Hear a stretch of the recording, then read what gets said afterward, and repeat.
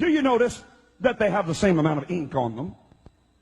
Do you notice that they're made out of the same virtually worthless stuff? It's paper. Did you get it? It's paper. When we create money, we have created an instrument of value that has no value of its own. And it's just as expensive or inexpensive to print the 20 as it is to print the 1. I'm here to prove to you that bankers, especially in the Federal Reserve System, make multiplied trillions of dollars and never create one thing of value. Are you with me? You want to learn this or not? Are you sure? An automaker might make 1 or 2% profit. A builder might make 10% profit. But the printers of money have no limit to the amount of money they can create and the wealth that they can create for themselves. Money's the bloodline of a civilized society. It's the instrument by which a product is sold or bought. Reduce the supply of money below the necessary levels to sustain trade.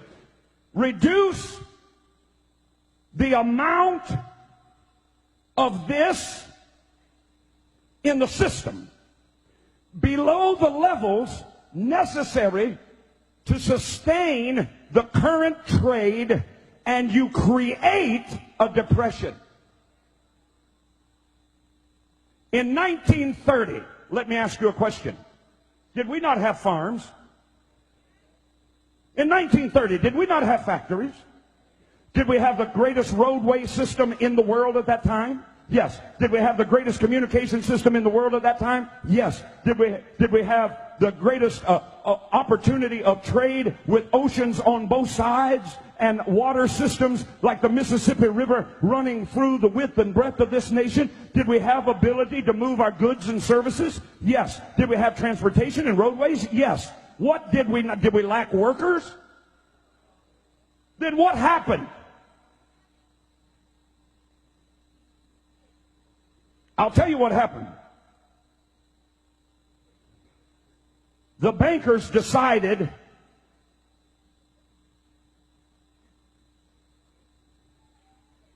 no more money for you. They got out of the stock market. I can give you the family names. They got out of the stock market the year before. Do you know all the money that was lost in the stock market as people began to sell their stocks one after the other, after the other, after the other, and stocks that were valued at $10,000 were selling for 15 cents? And then they had to make a run on the bank because the banks, the stock market had said, oh, I'll tell you what you can do. You can borrow on margin. In other words, you can buy, the economy's really good here in the late 20s. Here's what you can do. You can borrow on margin for stocks. You can buy a stock at $100 worth of stock. You can buy it for $10, and we'll lend you the other money to buy the stock, and the stock is skyrocketing, so you stand to make a great profit. What they didn't tell the American people, and what you still don't know today, is that when they did that, they also put into that legislation that they would have a 24-hour recall. In other words, however much stock you bought, it would make a lot of money, but they could call that stock in, and you would be required not only to pay for the stock, but to pay for what you borrowed at interest from them. In other words, now you got to pay the $100 that they loaned you, but they're the ones that are calling it in. So when they called it in, you didn't have the money to pay for it, so you ran to the bank. But the bank only keeps 20% money on hand. They loan the rest of it out, so only 20% of the people could get any of their money out of the bank. So the banks collapsed, the stock market collapsed, all at the whim of the bankers who decided they wanted to make the money. Watch me. Watch me. All that stuff was being sold. $100,000 farms were selling for $3,000. Who do you think bought them?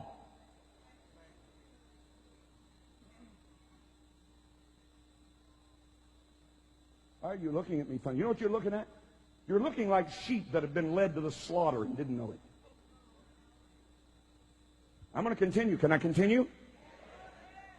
We didn't lack industrial capability.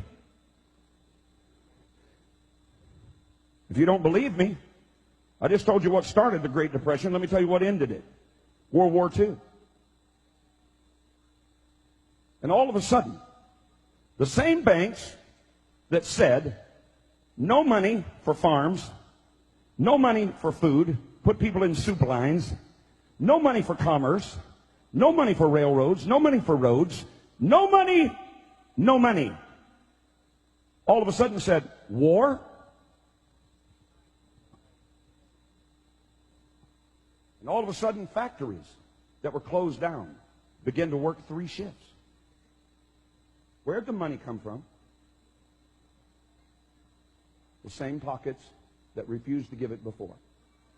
Because they decide when it will be printed, how much will be printed, and how much usury or interest will be paid. Not the federal government. The federal government has no say in it, as I will prove to you. Say, debt is a devil. By the simple manipulation of a few wealthy bankers, World War II ended the Great Depression. After successive failures to convince the public of the need of a central bank by wars, these same European bankers financed both sides of the Civil War in this country. You don't even know that. Same bankers, same families, financed both sides of the Civil War. Why? They make the money.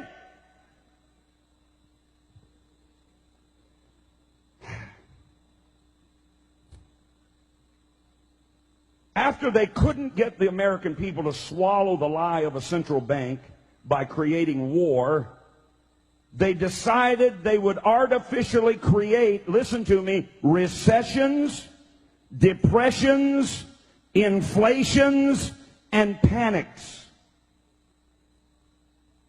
Since only a small amount of deposits are stored at the bank, about 20%, the other 80% is out on loan with security of property and your promise to pay it back. A simple rumor of a bank's insolvency would make a run on that bank. Everybody would get nervous, go pull their money out of the bank, and that bank would collapse. And then the international bankers who started the rumor in the first place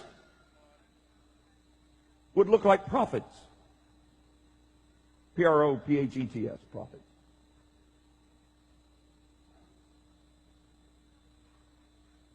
Are you hearing something you've never known? Wave your hand. If you think America ought to know, wave your other hand. All right, then don't quit on me. One of the key movers and shakers of this, let's get a central bank by making the people afraid by causing their banks to collapse. One of the key movers and shakers was a man by the name of, you might recognize it, J.P. Morgan. His father was an agent for the wealthy, you might know this name, Rothschild family. Here's a quote. The Federal Reserve. In 1869, J.P. Morgan went to London and reached an agreement for a company known as the Northern Securities that was intended to act as the international bank, as the agent for the Rothschild Company in the United States. The first major panic created by the international bankers occurred in 1893 when local bankers from around the nation were told to call in all their loans. Told by who? By these wealthy bankers. Senator Robert Owen testified before a congressional committee that the call on the banks, watch, testified before a congressional committee that the bank he owned, this was a senator, received from the National Bankers Association what came to be known as the Panic Circular of 1893. It stated, you will at once retire 1/3 of your circulation and call in 1/2 of all your loans. Why? Because that makes the bank collapse.